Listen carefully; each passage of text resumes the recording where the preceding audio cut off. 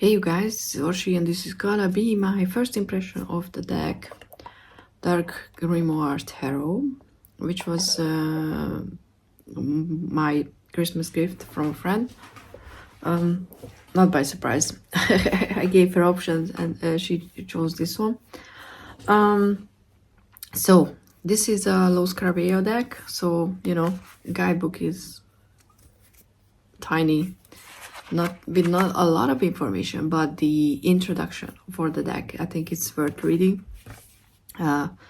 because it not just introduces the concept of this deck, which is based on ancient grimoires and Lovecraft and what people thought grimoires consisted, like all the Middle Ages black magic craze and stuff like that. Which can be a very good starting point to, I think, deep dive into the word of these grimoires, because I think those can help extend the understanding of the deck. Unfortunately, because it's, you know, like a little white book, there's not a lot of information on the cards itself. There are good keywords and descriptions for the minors, so you know, at least so you will know who is on the cards and what it meant to depict. Again, you can use this to look up more information on the people or books or whatever it mentioned in connection of the card. But with the minors, unfortunately, there are just explanation of what the different suits are, because they are renamed. Pentacles are shadows. Are they? I didn't even realize. No. I mean, on the cards they are called pentacles, so I don't even know if they were renamed. Why not use the renamed names? It could have. Pentacles are shadows and represent matter and the element of the earth, so it's the same, but it could have been used as, you know, for example, the Ten of Swords, and if its focus is, it's Ten of Swords. So too bad. It would have been wands as lights, swords are demons, and chalices are dreams, which I think it would have fit the deck so much more. I don't know if Los Carabia ever want to reprint this deck, but an updated layout with the new name would be fantastic, actually. So, because you know, this is a 4-name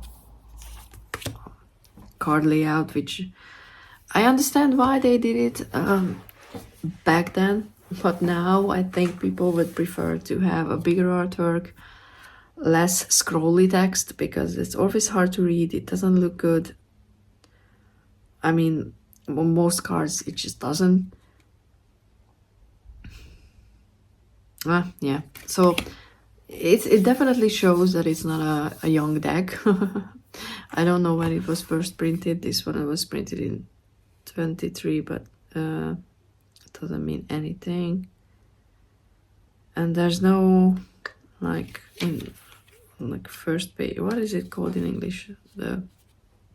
Not index page, you know, in the book, that's the cover page, where you have, not cover page, I'm trying to direct translate from Hungarian, where you have all the information about, you know, like the creator or the author, the printer, the ISBN number, all that information is on the inner index side of a book. So pretty much this part, where you have the original date. That's what I was, you know, getting at, that this one doesn't have that, which would have been cool to see. But yeah, the guidebook is really lacking, because it's such an interesting deck, but it's not just it's interesting, it's the artwork differs from the normal depiction of tarot so much that without really understanding what's on the card, or, you know, getting help with understanding, so you're just gonna freeball everything. But it's not necessarily, which is not a problem, you can do that with tarot, obviously, but for like the one I showed you already, the Ten of Swords, you know, I would like to know what's going on. Let's focus more than just, you know, like these two-headed, tentacly, three-legged creature stepping into a house. I need more information. I'm intrigued. I want to know more. Like, what is happening here? And stuff like the Eight of Cups, the person in the card is, it kind of looks like that, like, you know, saying no to knowledge, but that, look at that face. It kind of looks like the like when the devil is like, ooh, do you want to sign here? Offering like knowledge you're not ready to, or you don't want to receive. And the Eight of Cups is not that for me, you know, because the Eight of Cups is walking away from something that you already know, you already invested a lot in. But it kind of feels like you're saying no to something that you know could give you immense power, but you know the downsides as well, which is a different interpretation of the Eight of Cups, and I would love to know more about the artwork. I don't know if there was ever any, I don't know, videos about from the author. I don't think so. But oh, maybe look at the bottom of the deck box. I might just, you know, email Los Carabeo and ask, because it's a fascinating deck. It's fascinating artwork. Six of Cups, definitely not your usual Six of Cups. It has that what if life element of the card, but it kind of, because of the, you know, like flying things in the air, kind of looks like there's a huge storm coming in, and it's gonna, I don't know, maybe rip away everything, you know. I would love to know. But there's no information, and the some information that we have is for the minors are, so after, you know, like explaining the individual suits, we have just one type of explanation for all the aces, all the twos, all the rest of the cards. And for example, the 4 has a level of comprehension is reached and consolidated, stability, fulfillment. Keep these words in mind. Does it look like fulfillment? Like the 4 of Pentacles? No, it definitely gives you the, you hold on to something too tightly and you don't let it go, and you neglect all the other area of your life, and you end up mummified on the throne because you were not ready to let go of the grimoire, or, you know, of your resources, of your money. You were just too tight with it, which is a good card for the Four of Pentacles. But if you're starting with tarot, this deck will fuck you up so bad, I think, that you never, either you're gonna be a wonderful reading experience and really develop, said it really weirdly, a close connection with the deck. But I think after that, reading with something else is gonna be horribly hard. Four of Swords, again, fulfillment, stable. Where's the stability in the clouds, or like, okay, sitting on the ground, okay, I get that, but fulfillment, no.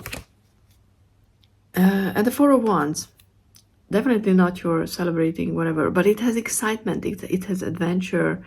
We're going up and we're gonna find something exciting there, you know, so which can be a Four of Wands, because it's spending time with loved ones, and in a way that you find, you know, celebratory, which, you know, hike could be for people. It's an experience with other people. So I see the regular meanings in the cards and in the artwork, but definitely not in the guidebook. Which, again, I'm gonna complain, because I like the aesthetic. I think it's a very interesting deck, and I think this is one of those decks that you can use to write stories with, for sure.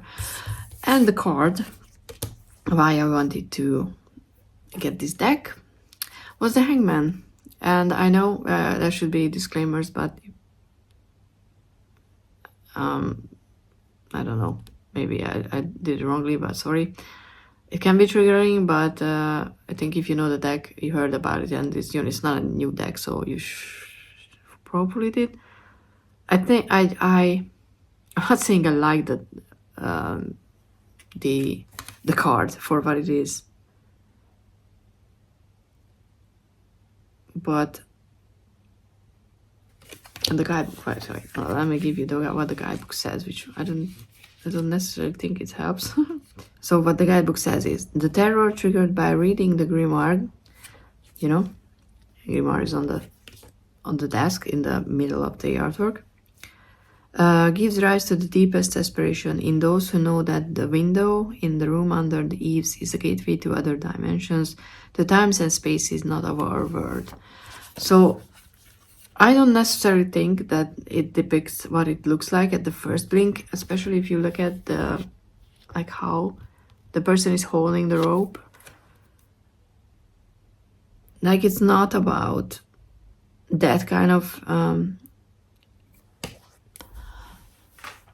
end of like you lost all hopes, and how you feel when you feel like that. I feel like it's more about I want to access that knowledge, and this is the only way that I think of accessing, which can be dangerous if you think about it.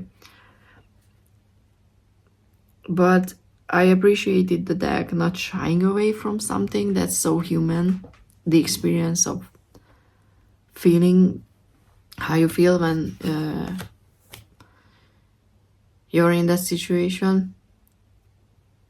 But it's definitely, like I said, it's definitely another deck for new readers, and it wouldn't be something that I would use for reading for others either, because it can be very, very triggering, that card, and just the whole concept, I would say, of the deck. But if you're not like getting negative feelings, because I know that the Deviant Moon is a prime example of decks that creeps people out, and I just find it quirky and lovely. I never had that version of it that some people do have. So for me, this is just maybe because I grew up reading stories like that, fantasy, dark fantasy, and I just love it. I love the word, I'm familiar with it, and I'm not, like I said, I'm not, like scared by it. So for me, this is definitely a deck that I'm gonna enjoy, and I'm gonna be annoyed with it for not giving me more information on the artwork. There are some cards that just to, save face, cards that can be easily understood because the tower is, like there's, I think it was Chutlu, something like that in the guidebook about, I'm not familiar with Lovecraft. That's I never really enjoyed his work, to be honest. I'm not a horror fan. I like thrillers. I like fantasy. I like everything. A horror, that's just no. I think we only had it in one class in high school. We just heard about that. Oh, there's a guy, Lovecraft, because he was a prominent figure. But just like with Poe, which we had more, and I really wanted to, like connect with his work and then just understand. But I was just like a teenager who had no idea about life, so how could I? But maybe if I would read now, I would be more understanding of it. But yeah, I understand there's a big, like Lovecraft love out there. Every time I post something about the Harry Potter Club and I just abbreviate it to HP, a lot of people are like, is it HP Lovecraft? I'm like, nope, the other one. So I'm aware, but yeah, look at these cards like that, and these people are coming in or out, going in or out. You don't even know it, like necessarily and immediately, because some looks this way, the other look that way. I would say going, towards the gates, but it could be that they're coming back. And I really love the strength. I think the strength card is if it would choose to focus. Come on, focus. See, it's one of my favorite one. It could be just summoning a demon. So, but I kind of look at it and think about it as making connections. And getting over your fear to reach out.